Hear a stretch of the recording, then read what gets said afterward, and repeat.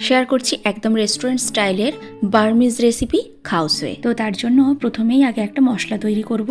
তো এখানে কিছুটা কাঁচা পেঁয়াজ, আদা, রসুন আর কিছুটা ধনেপাতা ডাঁটি নিয়েছি, রাফলি চপ করে দিয়ে দিয়েছি একটা চপারে। এই যে খুব ভালোভাবে এটাকে চপ করে নিয়েছি। তোমরা চাইলে অবশ্যই মিক্সিতে একটা পেস্টও বানিয়ে নিতে পারো। এবারে কাঁচা পেঁয়াজ আর রসুন কুচি নিয়ে নিয়েছি, এটাকে একদম গোল্ডেন ব্রাউন করে ফ্রাই করে নেব। একটু সাবধানে ফ্রাই করতে হবে যাতে এটা পুড়ে না যায়। এই যে অনিয়নটাও আমার ফ্রাই করা হয়ে গেছে, সাইডে রেখে দিয়েছি। এবারে লাগছে বেসন। এখানে আমি 2-3 চামচের মতো বেসন নিয়ে যেটাকে ড্রাই রোস্ট করে নিয়েছি, সাইডে রেখে দিলাম। এবারে মেন রান্নায় চলে আসব। কিছুটা তেল গরম করে এতে দিয়ে দিয়েছি চপ করে রাখা মশলাটা। ভালো করে ভেজে নেব। বেশ লালচে রঙের ভাজা হয়ে গেলে এতে রেগুলার কিছু মশলা দিয়ে দেব, যেমন হলুদ গুঁড়ো, লঙ্কা গুঁড়ো, ধনে গুঁড়ো, জিরে গুঁড়ো, স্বাদ মতো নুন, আর দিয়ে দিচ্ছি চিকেন পাউডার।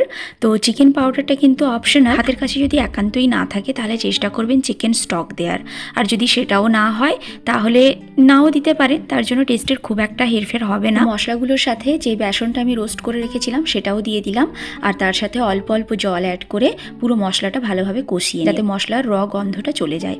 এবারে দিয়ে দিয়েছি চিকেনটাকে আমি স্ট্রিপ করে কেটে নিয়েছি। এখানে আমি বোনলেস চিকেন ইউজ করেছি, আপনারা চাইলে উইথ বোনও ইউজ করতে পারেন। চিকেনটা মশলার সাথে খুব ভালোভাবে মিক্স করে কিছুক্ষণ কষিয়ে নেব যাতে চিকেনের নিজস্ব যে জলটা আছে সেটা শুকিয়ে যায়।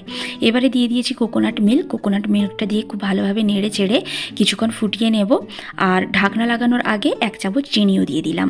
এবারে ঢাকনা লাগিয়ে কিছুক্ষণ রান্না করে নেব যাতে চিকেনটা সেদ্ধ হয়ে যায়। কিছুক্ষণ পর আমি ঢাকনা খুলে নিয়েছি, চিকেনটা আমার একদম সেদ্ধ হয়ে গেছে, রান্না কিন্তু কমপ্লিট।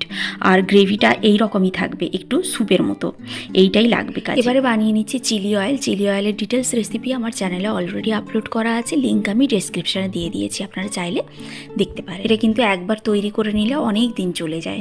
এবারে একটা প্যানে তেল গরম করে এতে ভেজে নিচ্ছি সেদ্ধ করে রাখা কিছুটা নুডলস। আমি সেদ্ধ করা নুডলসও ভেজেছি, আবার কিছুটা র নুডলসও ভেজেছি, আপনারা দুটোই ইউজ করতে পারেন, মানে যে কোনো একটা আর কি। এবারে সব কিছু আমার রেডি। এখানে অনিয়ন গার্লিক ফ্রাই আছে, চিলি অয়েল রয়েছে, ফ্রাইড নুডলস রয়েছে। এবার অ্যাসেম্বল করার পালা। এখানে আমি বলে কিছুটা সেদ্ধ করা নুডলস নিয়ে নিয়েছি, তার উপরে প্রথমে দিয়ে দেব চিকেনের যে গ্রেভিটা বানিয়ে রেখেছিলাম, খুব ভালোভাবে দিয়ে পুরো নুডলসটা এই গ্রেভি দিয়ে কাভার হয়ে যায়। এবার এর ওপরে ছড়িয়ে দিচ্ছি ভেজে রাখা পেঁয়াজ আর রসুন কুচি, তার উপর থেকে দিয়ে দিলাম কাঁচা পেঁয়াজ কুচি, ধনে পাতা কুচি, আপনারা চাইলে কাঁচা লঙ্কাও অ্যাড করুন। আর এবারে দিয়ে দিচ্ছি ভেজে রাখা যে নুডলসটা, সেটা হাতে ক্রাশ করে দিয়ে দিলাম।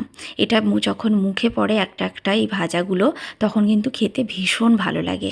এবারে উপর থেকে দিয়ে দিলাম চিলি অয়েল। এবার 1 ফালি লেবু দিয়ে সার্ভ করতে হবে। খাওয়ার সময় লেবুটা নিংড়ে পুরোটা একসাথে মিক্স করে খেতে হয়।